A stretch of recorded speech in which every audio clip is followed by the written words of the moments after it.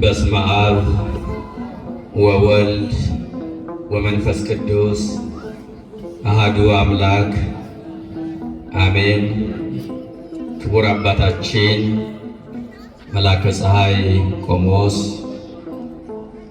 አባ ተክለ ብርሃን ደስታ የካቴድራሉ አስተዳዳሪ፣ ክቡር ሊቀ ሊቃውንት ቆሞስ አባ አትናቴዎስ የዚህ ታላቅ ቤተ ክርስቲያን ሰባኪ ወንጌል፣ የተከበራችሁ የካቴድራሉ መምህራነ ወንጌል፣ አባቶቼ ካህናት፣ ወንድሞቼ ዲያቆናት፣ መዘምራን፣ ከሩቅም ከቅርብም እግዚአብሔር በቸርነቱ የሰበሰባችሁ ምዕመናን፣ ምዕመናት፣ ሕፃናትም ጭምር እንደምን ዋላችሁ?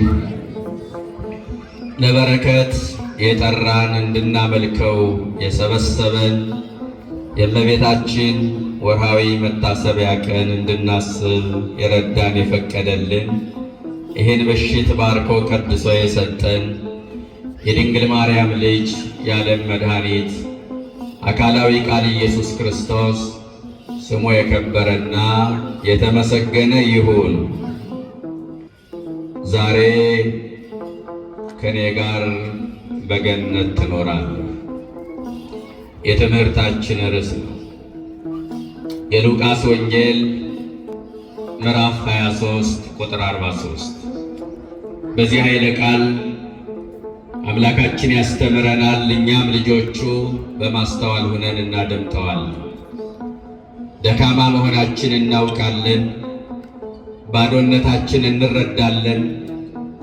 ነገር ግን በደላችን ሳይመለከት ከሩቅም ከቅርብም አሰባስቦ አባታዊ በሆነው ፍቅሩ ጠርቶ በዕድሜያችን ላይ ይህችን ሰዓት ተጨማሪ አድርጎ በዚህ ቅዱስ ስፍራ ሰብስቦናልና ልባችን በፍቅር አስማርከን እግዚአብሔር አባታችን ሚለንን እናደምጠዋለን።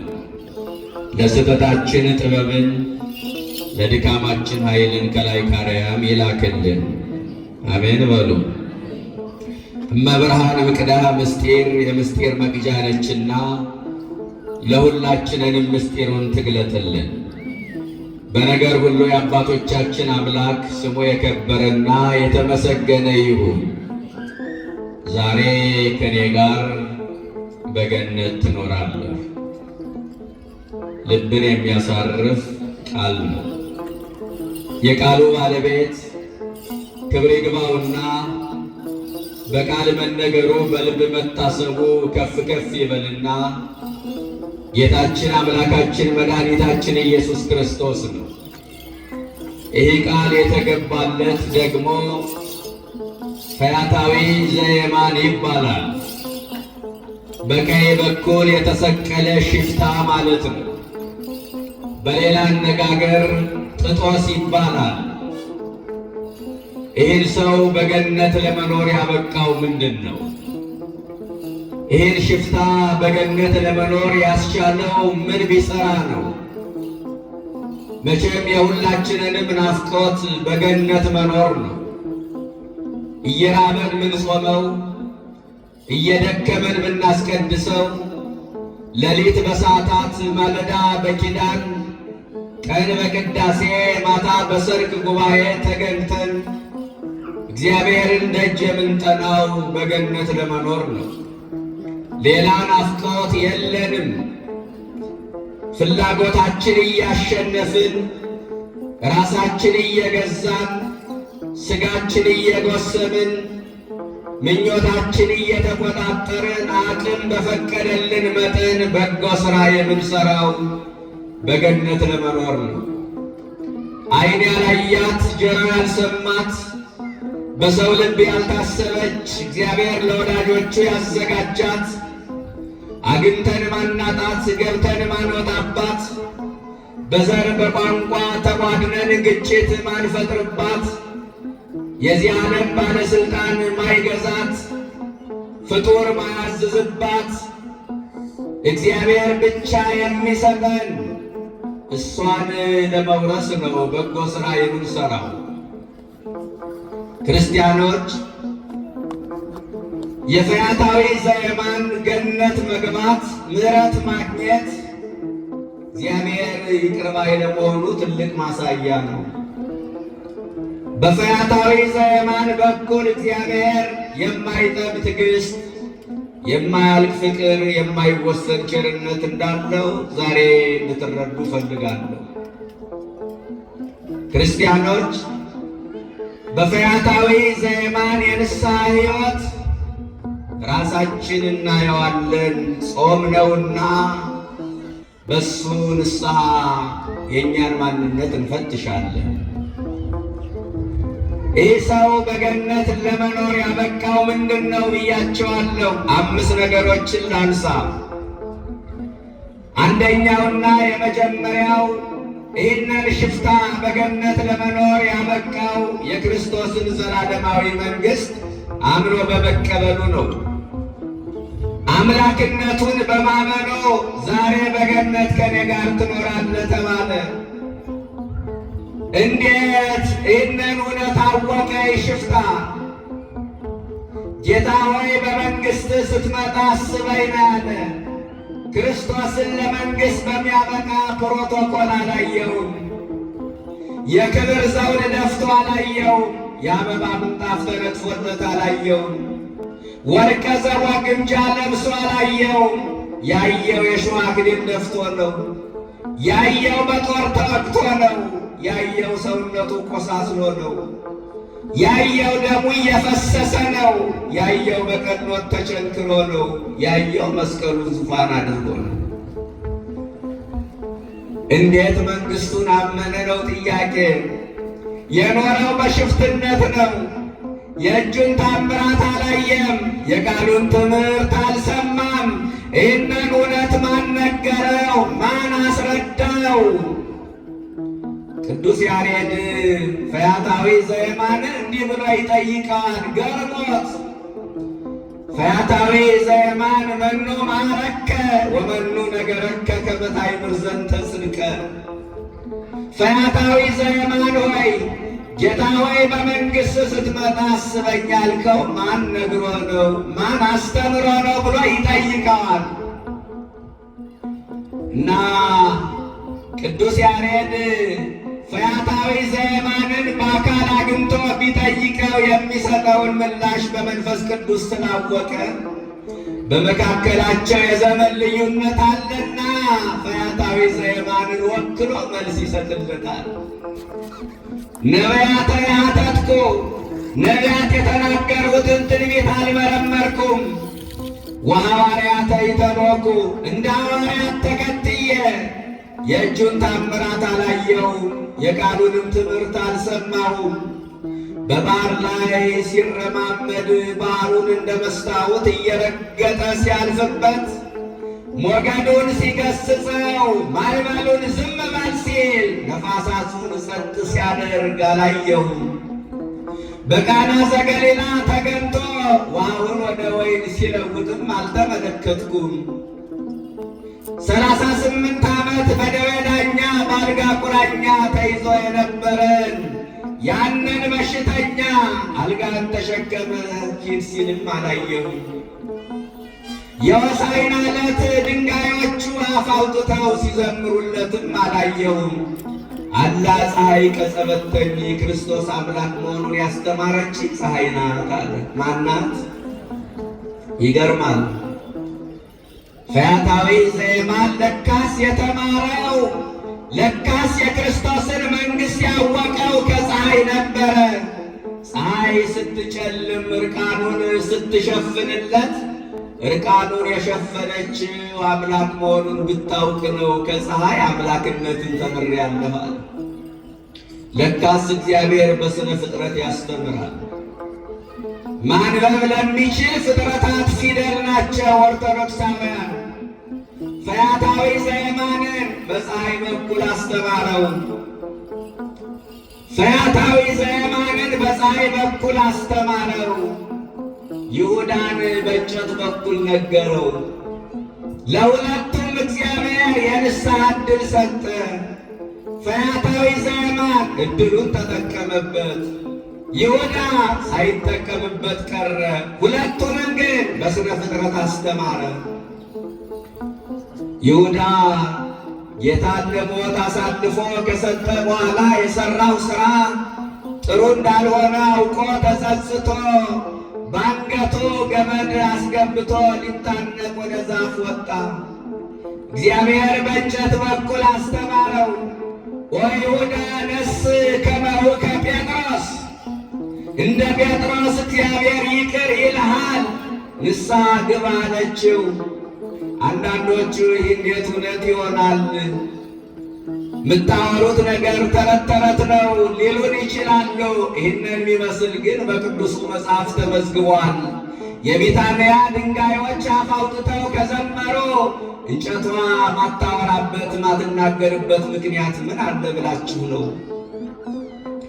እች ቀባጣሪት እንጨት ያልጓትን ትታ ያላልጓትን ብሎ ጥሏት ሄደ።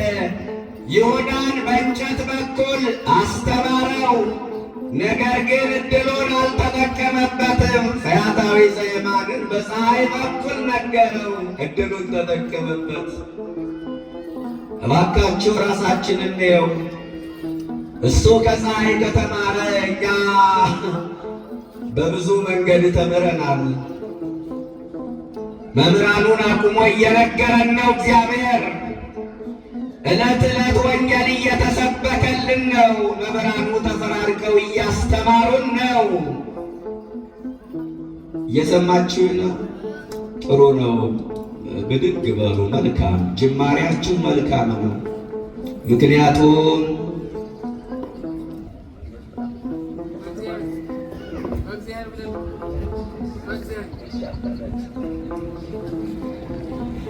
ክቡር አባታችን ቃለ ምዕዳን ሊሰጡን ቡራኬ ሊሰጡን በመካከላችን ተገኝተዋል። እናንተም ደግሞ አክብራችሁ ተነስታችኋል። ቃሉን መስማት ዋና ዓላማው አባቶችን ማክበር ነው። ሌላ ምንም አይደለም። እነርሱ የነገሩን ቃል ሰምቶ መንግሥቱን መውረስ ስለሆነ የሰራችሁ ሥራ መልካም ነው ለማለት ያህል ነው። ፈያታዊ ዘየማንን በፀሐይ በኩል ነገረው። እኛን እግዚአብሔር በብዙ መንገድ ነገረን። ዕለት ዕለት ወንጌል እየተሰበከ ነው።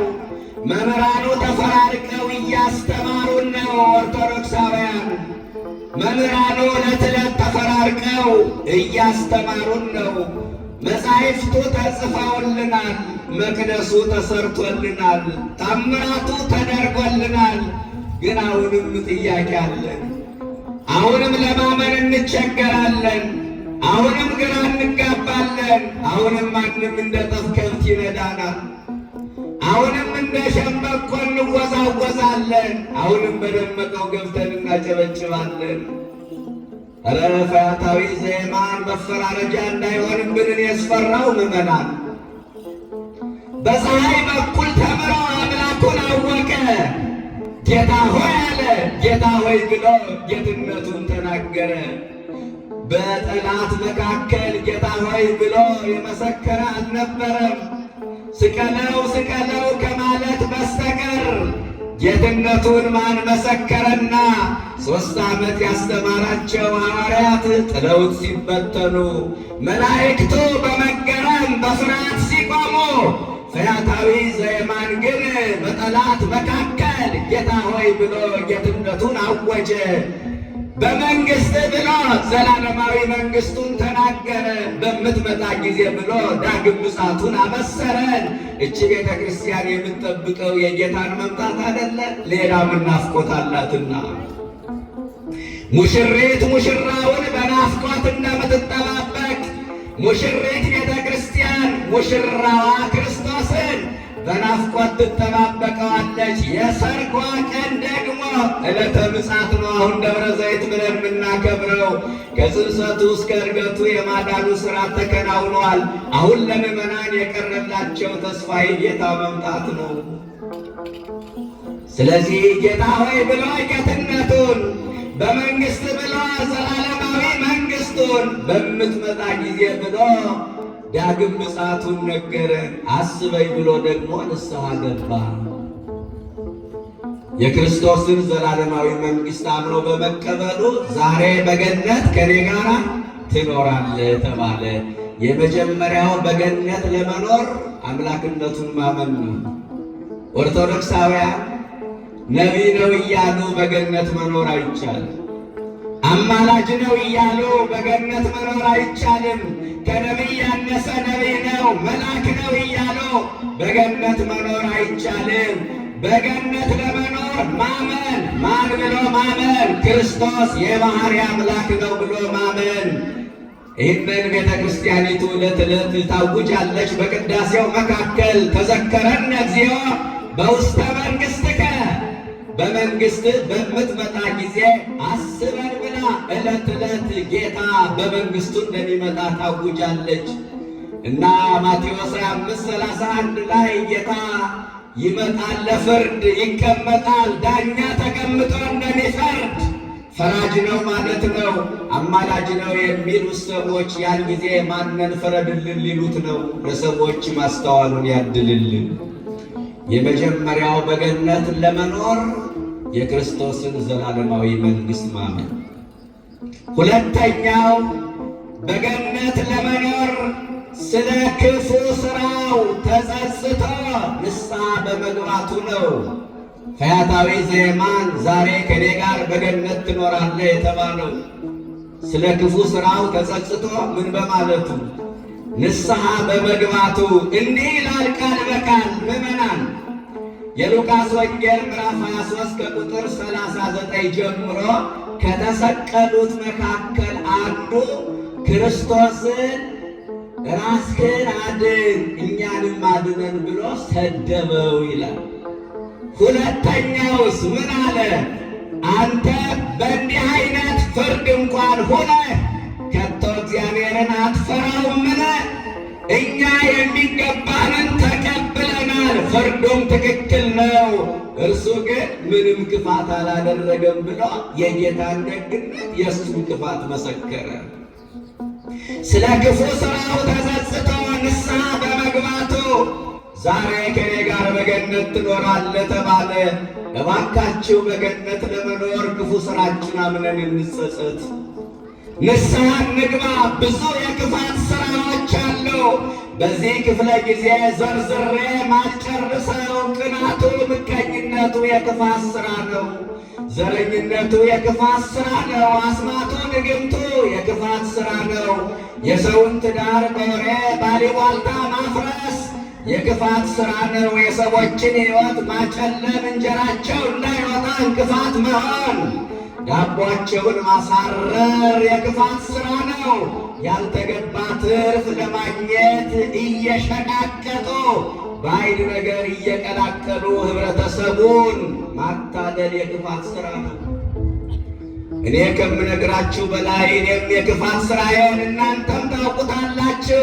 ከዚህ መካከል ማንም ንጹሕ የለም። ብቻ ክፉ ሥራችን አምነን ንስሐ እንግባ። እኛ ምን በደሉ ማለት ነው ሚቀናን? ምን አጠፋው ማለት ነው ሚቀናን? ኃጢአት የለብኝም ብንል ራሳችን እናታልላለን። እውነትም በእኛ ውስጥ የለም ማለት። አንደኛ ዮሐንስ ምዕራፍ 1 ቁጥር 9 ሰው ሆኖ የማይበድል እንጨት ሆኖ የማይጨስ የለም። እባካችሁ ሁለት ነገር አትርሱ። የእኛን በደል፣ የጌታን ቸርነት። እኛ ያልበደልንበት ቀን የለም፣ እሱ ይቅር ያላለበት ቀን የለም እና ልብሳችን መቼ እንደቆሸሸ ሳናውቀው ቆሸሾ እናገኘዋለን። ሕይወታችን መቼ እንደቆሸሸ ሳናውቀው በኃጢአት ረክሶ እናገኘዋለን። ውሃ ባይኖር ኑሮ ልብስ ገዝቶ መልበስ አይታሰብም። ንስሐ ባይኖር ኑሮ ሰብናችን ማሰብ ይከብዳል። ታዲያ ሞትን ያህል ዕዳ አስቀምጦ የምን መዘናጋት ነው? አብዱቱ ዘየሊ ካላ ዘንበለ መቃብሮ፣ መቃብር መውረዱን መሞቱን የማያስብ ሰው ሰነፍ ነው። እሞታለሁ ብሎ እድር የሚገባው ብዙ ነው። እሞታለሁ ብሎ ንስሐ የሚገባው ስንቱ ነው? ሙቼ ደብረ ሊባኖስ ክበሩኝ ብሎ የሚናዘዘው ብዙ ነው። ሙቼ ነፍሴ የት ትገባለች ብሎ የሚያስበው ስንቱ ነው? ስለ ክፉ ሥራችን ተጸጽተን ንስሐ እንግባ። ምዕመናን፣ ብዙ የክፋት ሥራዎች አሉ። ይህንን እንመን። እኔ አንዳንዴ አዝናለሁ። እንኳን ንስሐ መግባት ይቅርና ንስሐ አባት የሌለው ሰው አለ። የለየለት የኔ ሊቀ ካህን ኢየሱስ ነው፣ ተንበርክኬ ከነገርኩት በቂ ነው ብሎ ጥሎ ወጥቷል።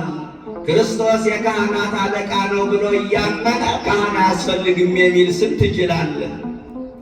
ክርስቲያኖች፣ ሕዝብ በሌለበት መሪ አይኖርም። ተገልጋይ በሌለበት አለቃ የለም። ካህን በሌለበት የካህናት አለቃ ተብሎ መጠራት የለም። ይህንን እመኑ። የለየለት እንደዛ ብሎ ወጥቷል። መሀል ላይ ያለው ደግሞ ልውጣ ልግባ የሚለው ምንድነው? ንስሐ አባት የሌለ ሲባል ምን ቄስ አለ ይላል። ነገ ቄስ ከነ ችግሩ ምናጣበት ዘመን ይመጣል። በእርግጠኝነት ምነግራችሁ ክፉ ዘመን ነው። ዘመኑ አስፈሪ ነው። ከነነውሩ ካህን ምናጣበት ዘመን ይመጣል። ንስሐ አባትም ይኑረን። በዚህ አጋጣሚ መናዘዝም ያለብን ኃጢአታችን ለንስሐ አባት ብቻ ነው። አንዳንዶቹ በየገዳማቱ ሄደው ይናዘዛሉ።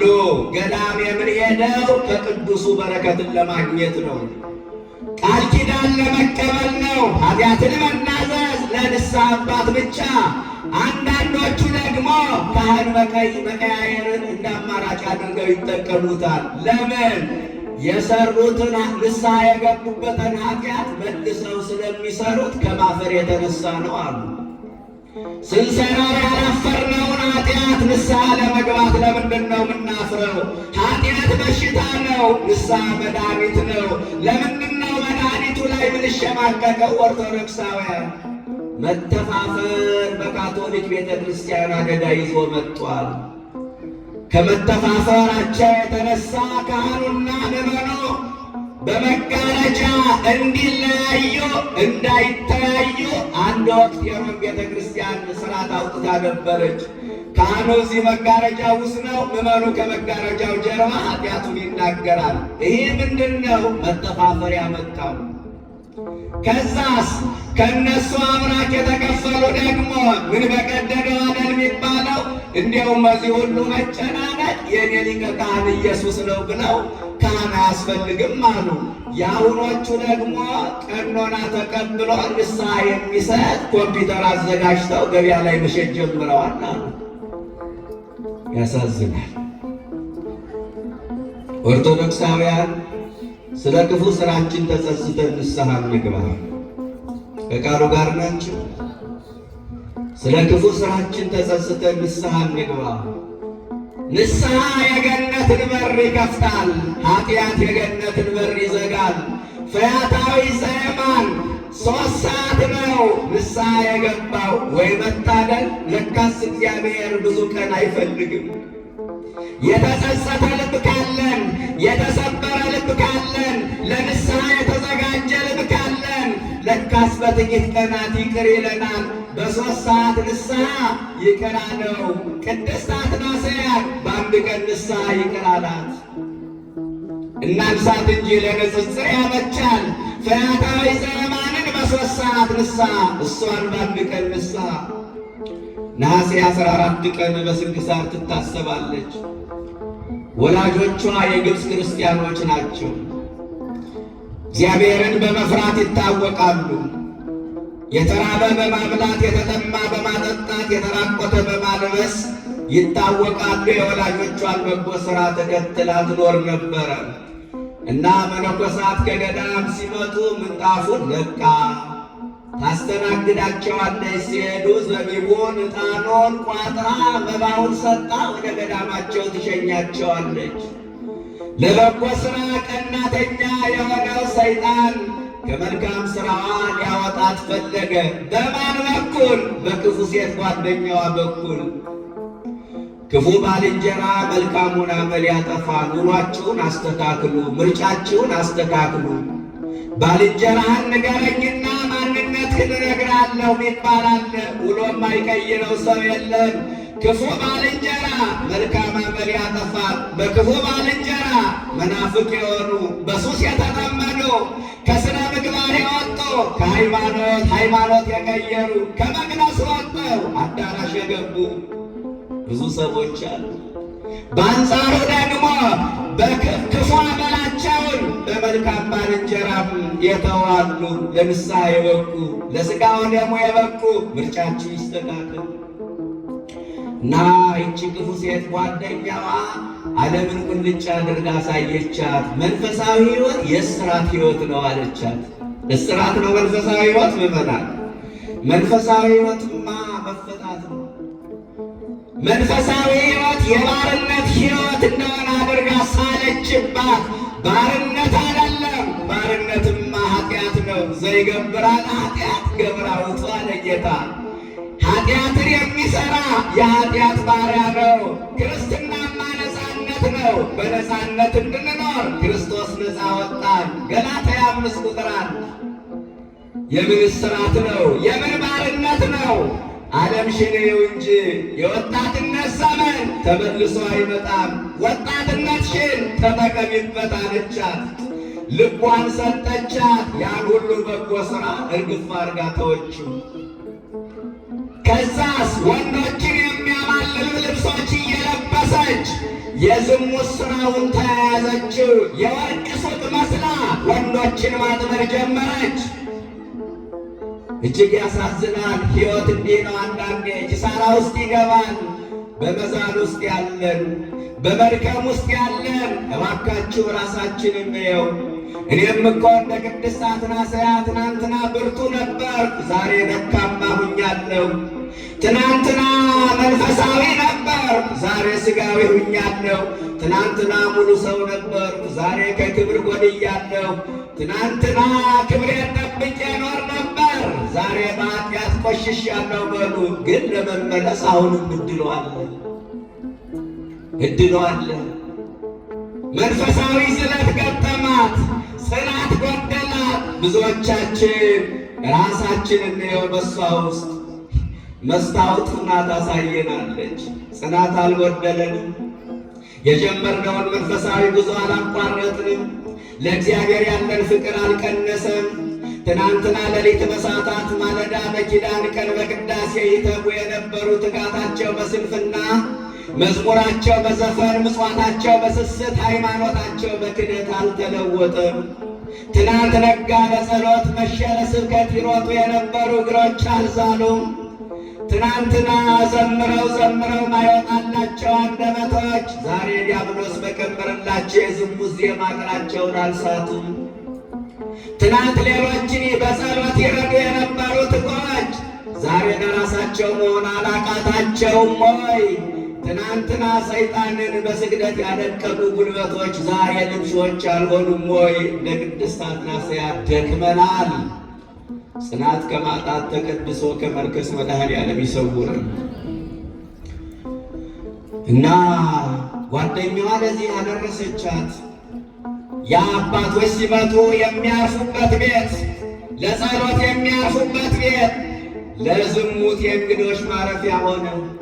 የሚዘመርበት ቤት የሚዘፈንበት ቤት ሆነ። የሚጸለይበት ቤት ዳንኪራ የሚረገጥበት ቤት ሆነ።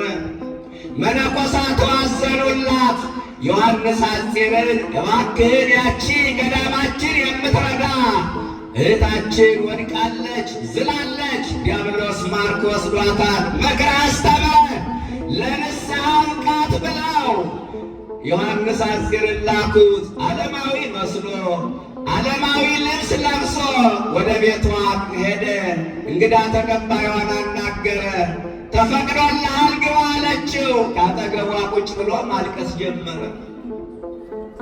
ምን ሆነ ነው የምታለቅሰው? ሰውነትሽ አምሮ አይቼው። የኔ ማማር ያስደስታል እንጂ ያስለቅሳል። መፍረስ መበስበስ አለና ምን ዋጋ አለው? ሁላችንንም የተሰበሰበ የአፈር ክምሮች ነን፣ እንፈርሳለን። ጾም ነው፣ ራሳችን እንየው። የንስሐ ሕይወት ነው እየተነጋገርን ያለን። ከዛስ ድጋሚ ያለቀሰ። ምን ሆነ ነው የምታለቅሰው? አሁንስ አጋንንት በላይሽ ላይ እንደ ንብ ሰፍረው እኮ አየሁ አላት። ኢሳይያስ አላለ? ኤርምያስ እንደኛ ብዙ ጥቅስም አላበዛ።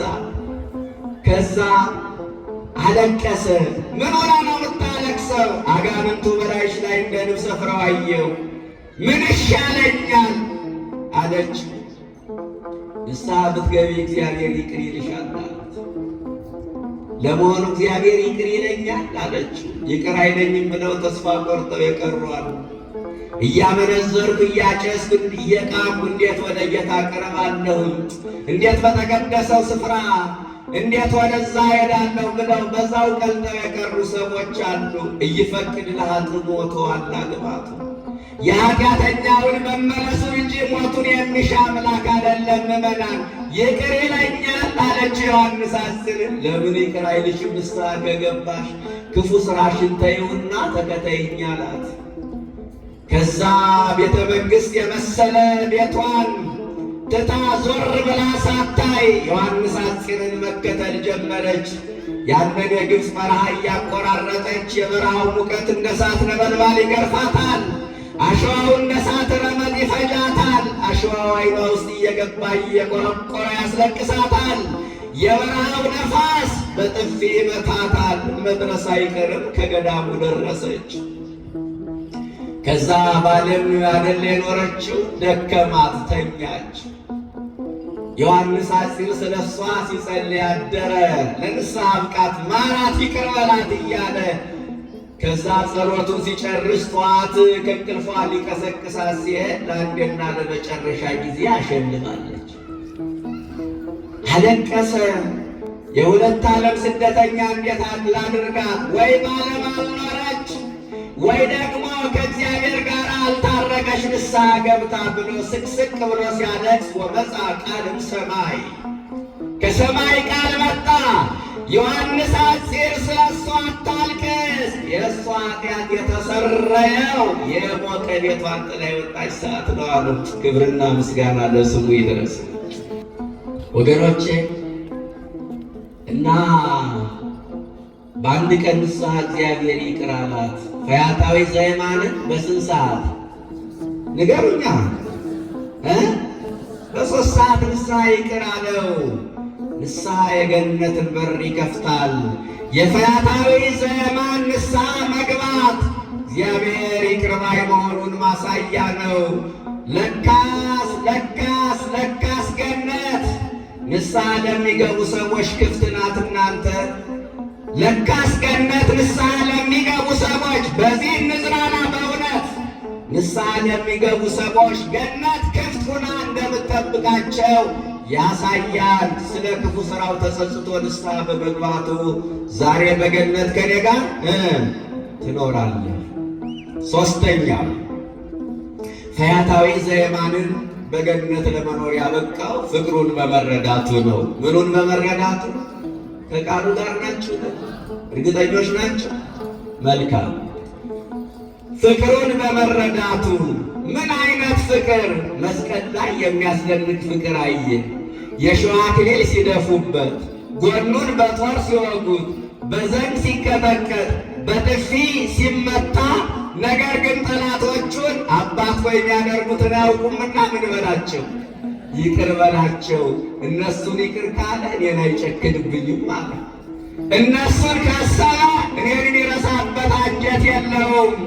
የሸዋ አክሊል እየወጋው ሥጋውን አጥንቱ ችንካሩ ሥጋውን አልፎ አጥንቱን እየሰረሰረው ከላዩ ላይ የሚወርደው ደም ፊቱን ጋርዶት ቁስሉ እየተሰማው ይቅር ካላቸው በጭራሽ ይቅር አይጨክንብኝም አለ። የሚያስደንቅ ፍቅር አየ። ይህ ፍቅር ሳበው ፈያታዊ ዘየማንን ለንስሐ።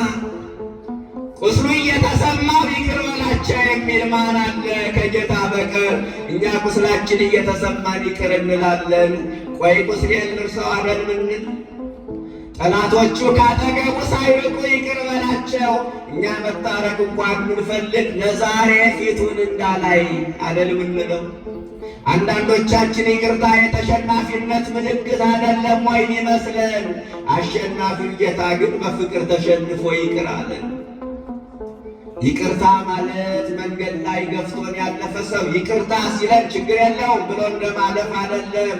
አምርረን የጠላነውን አንጀታችን ያቆሰለውን ፊቱን ላለማየት የወሰንበትን ስሙ ሲጠራን ያንገሸግሸንን ስናስበውን ያንቀጠቅጠንን ሰው ይቅር ማለት ነው ይቅርታ። ምዕመናን እባካችሁ ጠላታችን ቢከፋ ከአይሁድ አይከፋ። እንደ አይሁድ አልቸነከረንም፣ የሸዋ አክሊል አልደፋብንም።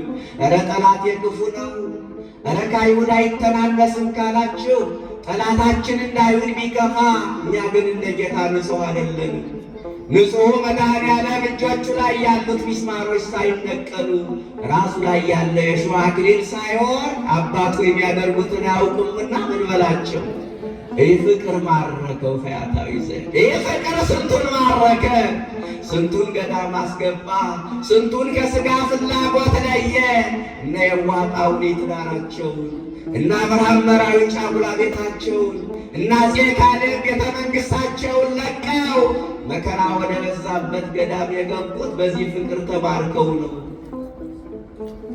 መሪ ቃላቸው መንፈሳዊ መፈክራቸው ከክርስቶስ ፍቅር ማን ይለየናል? እኛን ብዙ ነገር ለየን፣ ወሬ ለየን፣ ጥቅም ለየን፣ ፌስቡክ ለየን፣ ቲክቶክ ለየን። ሰይፍ ሳይመዘዝበት የካደ ትውልድ መጣ። አባቶቻችን ከፍቅሩ ማን ይለየናል? ለክርስቶስ ያላቸው የጋለ ፍቅር መከራውን ቀዝቃዛ አደረገላቸው። ለክርስቶስ ያላቸው ፍቅር መከራውን አስረሳቸው። ለክርስቶስ ያላቸው ፍቅር መከራውን ማጣፈጫ ቅመም አደረገላቸው። እንደ ፈያታዊ ዘየማን ይህ ፍቅር ስንቱን ማረከ። ጀግኖቹ ለዚህ ፍቅር ተማርከው ዝናራቸውን ፈተውለታል። ባለሀብቶች ለዚህ ፍቅር ሀብታቸውን ሰጥተው መንነውለታል።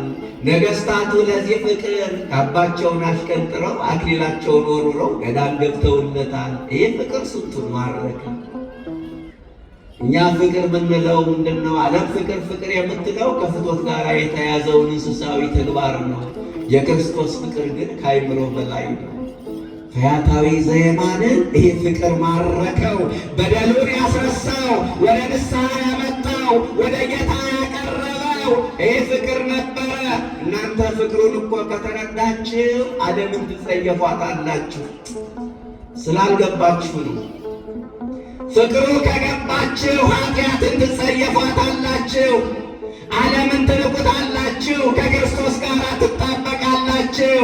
አሁን እኛ ፍቅሩ ስላልተረዳ የሚነገረው ሁሉ ምንም አይመስለንም፣ አይገባንም። ይህ ፍቅር ስንቱን ማረከ። ፍቅሩን መረዳት ማለት የዘመኑ አንዳንድ አገልጋዮች እንደሚናገሩትም ጌታ ፍቅር ነው እያሉ ልቅ መሆን አይደለም። ፍቅሩን መረዳት ማለት ፍቅር ነው ጌታ እያሉ ከኃጢአት ጋር ግንኙነት ማድረግ አይደለም። ፍቅር ነው። ፍቅሩን መረዳት ማለት አባቶች በተረዱበት መንገድ መረዳት። ፍቅሩን መረዳት መስቀሉን መሸከም፣ ፍቅሩን መረዳት ራስን መካድ፣ ፍቅሩን መረዳት የዓይን አምሮትን የሥጋ ፍላጎትን መተው፣ ፍቅሩን መረዳት ጣዖት የሆነብንን ነገር አሽቀንጥሮ መጣል። ይህን በመረዳቱ ዛሬ በገነት ከኔ ጋር ትኖራለን። ስንተኛ ነኝ ምእመናን? አቤት! በአንድ ድምፅ ግሩም። አራተኛ ፈያታዊ ዘየማንን በገነት ለመኖር ያበቃው ጊዜውን በአግባቡ መጠቀሙ ነው። ከጌታ ጋር የቆየው ስንት ሰዓት ነው አልኳችሁ? 3 ሰዓት። ያችን 3 ሰዓት ተጠቀመባት አብቃቅቶ። ያቺ ሰዓት ለሱ የቅጣት ጊዜ አልነበረችም። ለካስ ክርስቶስን ያየባት ካበ ነፍሱ ከክርስቶስ ጋር የተገናኘባት ሰዓት ነበረች። ለካስ በእውነት ጊዜ አጣው የምንል ሰዎች እንፈር። ከፈያታዊ ዘየማን የተሻለ ጊዜ አለን። ፈያታዊ ዘየማን 3 ሰዓት ነው። ያችን ሰዓት ተጠቀመባት። በጊዜያችን እንጠቀምበት፣ በዕድሜያችን እንወቅበት። ዕድሜ ብድር ነው። ብድር አያኮራም፣ ብድር አያመጻድቅም። የተበደረ ሰው ብድሩን ለተበደረበት ዓላማ ያውለዋል እንጂ አያባክነውም። ክርስቲያን የተሰጠውን ዕድሜ ለኃጢአት የሚያውለው ከሆነ ዕድሜ አባካኝ ይባላል። ዕድሜያችን በከንቱ እንዳናባክን መድኃኔዓለም ይርዳን። በእውነት ከፈያታዊ ዘየማን የተሻለ ጊዜ አለ። እኛ ግን ከእሱ ጋር ከኖርንበት ጊዜ ይልቅ ከእሱ የተለየንበት ዘመን በዛ። ጽድቅ ከሠራንበት ዘመን ይልቅ ኃጢአት የሠራንበት ዘመን በዛ። በንስሐ ከተመላለስንበት ዘመን ይልቅ በበደል የተመላለስንበት ዘመን በዛ። ወደ እሱ ከቀረብንበት ዘመን ይልቅ ከእሱ የራቅንበት ዘመን በዛ። ያለፈው ዘመን ይብቃ ብለን ክፉ ሥራችን ረግመን የተሰጠንን ጊዜ እንጠቀምበት። ለዓለም ሰፊ ጊዜ ያላቸው፣ ለክርስቶስ ጊዜ የሌላቸው፣ መጽሐፍ ቅዱስ ለማንበብ ጊዜ የሌላቸው፣ ማህበራዊ ሚዲያ ላይ ተጠምዶ ለመዋል ጊዜ ያላቸው፣ ለጸሎት ጊዜ የሌላቸው፣ ፊልም ለማየት ሰፊ ጊዜ ያላቸው፣ ለሞት የነቁ ለሕይወት የፈዘዙ ብዙ ወገኖቻችን አሉ። በጊዜያችን እንጠቀም። ዛሬ በገነት ከኔ ጋር ትኖራለች። የመጨረሻው ፈያታዊ ዘየማንን በገነት ለመኖር ያበቃው የደሙን ቪዛ ይዞ በመገኘቱ ነው። ምን አልኳችሁ ምዕመናን? የደሙን ቪዛ ይዞ ታውቃላችሁ። ቪዛ የይለፍ ነው አይደለ? ከአንድ ሀገር ወደ ሌላ ሀገር ለማለፍ የግድ ያስፈልጋል። ፈያታዊ ዘየማንን ለገነት ያበቃው ደመ ማኅተሙን ይዞ በመገኘቱ ምኑን ይዞ? ደመ ማኅተሙን ይዞ በመገኘቱ። እንዴት? ከጌታ ጋር የመሰቀል ዕድል ገጠመው። ከዛ አስበኝ ያለ ምን አለ? እኛንም መድኃኔዓለም ያስበን። ዘመኔን ያሳለፍኩት በኃጢአት ነው፣ በስርቆት ነው፣ በውንብድና ነው፣ ደም ሳፈስ ኖሬአለሁ። አንተ የትናንቱን የኃጢአት ፋይል እያገላበት የምትወቅስ አባት አይደለም። የመዳን ቀን የዛሬ ነው፣ አስበኝ አለው። ከዛ መድኃኔዓለም አሰበው። ደመ ማኅተሙ ያረፈበትን ደብዳቤ ሰጥቶ ወደ ገነት ላከው። ፈያታዊ ዘየማን ወደ ገነት በረረ በክንፈ ጸጋ። ከዛ የገነት ጠባቂ አንተ ማነህ አለ። ዝም አለ። እኔ ነኝ አይባል፣ መቼስ ሌባ ነኝ አይባል፣ አያደርስ ነው። ወንበዴ ነኝ አይባል፣ እኔ ነኝ ለማለት የሚያበቃ ስምና የለም። ማነህ አንተ? ዝም። ደጋጎቹን ቢጨንቀው ጠራለት የጌታ መልአክ። አብርሃም ነህ አለው፣ ይስሐቅ ነህ አለው። ደጋጎቹን ጠራለት። አይደለውም። ታዲያ ማነህ? እጄን ከሰው ደም ነክሬ የምኖር ደም አፍሳሽ ወንበዴ። መልአኩ ይበልጥ ገረመው እና ወንበዴ ከሆንክ በገነት ምን ይሰረቃል አንተ እያለ ምን አለ በገነት? ሚሰረቅ ላምበሬ የለም። ምን አመጣ ከዚህ? ከላከስ ለምን አብርሃምን አላከውም ማለት? እሱ እኮ ሥላሴ እግዚአብሔርን በቤቱ አስተናግዷል። ለምን ሙሴን አላከው? እሱ እኮ ቃል በቃል ተነጋግሯል። ለምን ኢያሱን አላከው?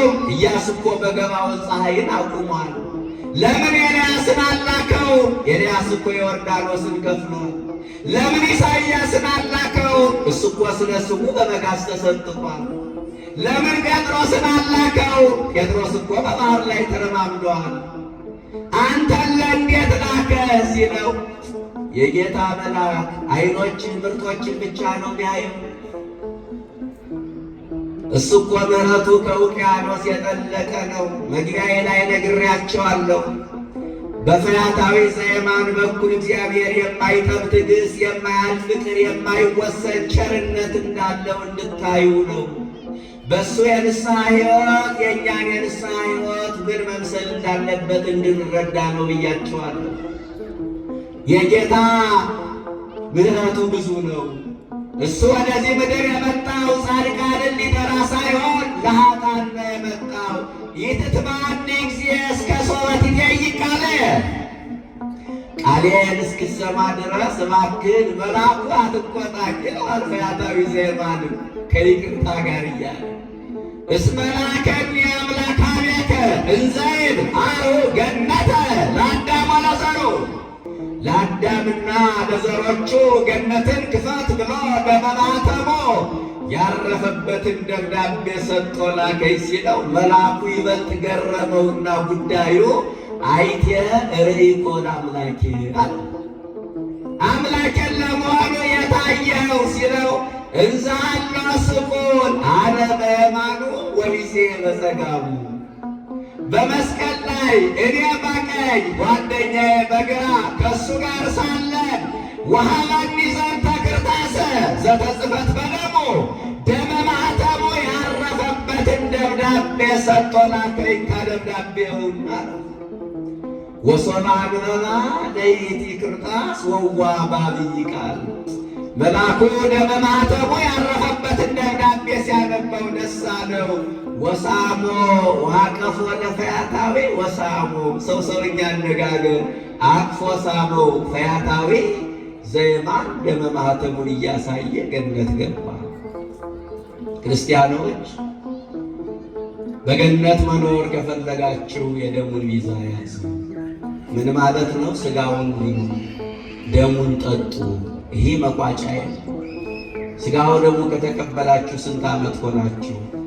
እስኪ ያልተቀበላችሁበትን ዘመን ወደ ኋላ መለስ ብላችሁ ቁጠሩት። ክርስቲያን ከሥጋው ደሙ ከራቀ የሚጠብቀው የኃጢአት ቀጠሮ አለ ማለት ነው። ክርስቲያኖች ከሥጋው ደሙ ከራቁ የሚጠብቁት የኃጢአት ልምምድ አለ ማለት ነው። በልጅነታችሁ ትቆርቡ የነበራችሁ ልጆቻችሁን ልታቆርቡ ትመጣላችሁ። እነሱ ሲበሉ እናንተ ትራባላችሁ። ጀርባችሁን ለማዕዱ ትሰጣላችሁ። እስከ መቼ ከዚህ ማዕድ እንሸሻለን? በገነት ለመኖር የሚያስችለን አንዱ ይህ ስለሆነ ክርስቲያኖች ትጾማላችሁ፣ ትጸለያላችሁ፣ አስራት ታወጣላችሁ፣ ገዳም ትሄዳላችሁ፣ ጉባኤ ትካፈላላችሁ፣ 40 ቀን ትጾማለን፣ ታስቀድሳላችሁ። ደስ ይላል። የነገሮች መደምደሚያ ግን የክርስቶስን ሥጋና ደም መቀበል ነው። አለበለዚያ መልካም ሥራዎቻችን ሁሉ ማረጋገጫ የሌላቸው የሂሳብ ሰነዶች ነው የሚሆኑብን። ሥጋውን እንብላ፣ ደሙን እንጠጣ፣ ዛሬ በገነት ከኔ ጋር ትኖራለህ እንባላለን። ፈያታዊ ዘየማንን በገነት ለመኖር ያበቃው አንደኛ የክርስቶስን ዘላለማዊ መንግሥት በማመኑ፣ ሁለተኛ ስለ ክፉ ሥራው ተጸጽቶ ንስሐ በመግባቱ፣ ሦስተኛው ፍቅሩን በመረዳቱ፣ አራተኛው ያችን አጭር ጊዜ ለመልካም ነገር መዋሉ፣ አምስተኛ ደመ ማኅተሙን ይዞ በመገኘቱ። 6፣ 7 እያሉ መቀጠል ይቻላል፣ ጊዜ አይበቃንም። ፈያታዊ ዘየማን ባለፈበት ሕይወት እንድናልፍ መድኃኔዓለም ይርዳን። ፈያታዊ ዘየማንን ያሰበ ጌታ እኛንም ያስበን። ሽፍታውን ይቅር ያለ አምላክ እኛንም ይቅር ብሎ ለመንግሥተ ሰማይ ያብቃን። ከዚህ የቀረውን ክቡር አባታችን አስተዳደሩን በሰላም በፍቅር የሚመሩ ወንጌል እንዲሰበክ፣ ጉባኤ እንዲደምቅ፣ ምዕመናን እንዲማሩ የሚፈልጉ ከምንም በላይ ደግሞ እናንተ ወንጌል ስትማሩ ደስ ከሚሰኙ አባቶች እንዲያው ብዙ ነገር ያስደስታልና እኔ መላከ ፀሐይን አውቃቸዋለሁ። ከሁሉም ወንጌል ምዕመናን ሲማሩ በጣም የሚደሰቱ አባት ናቸው። ይመክሩናል፣ ያስተምሩናል። በእውነት ክቡር አባታችን ሊቀ ሊቃውንት ቆሞስም ደብራቸው ሆኖ እንግዳ መቀበል ልማድ ስለሆነ ነው እንጂ እሳቸውም ታላቁ ሊቅ ይመክሩናል፣ ያስተምሩናል። ስለነበረን ጊዜ እግዚአብሔር ስም የተመሰገነ ይሁን። ወስብሐት ለእግዚአብሔር።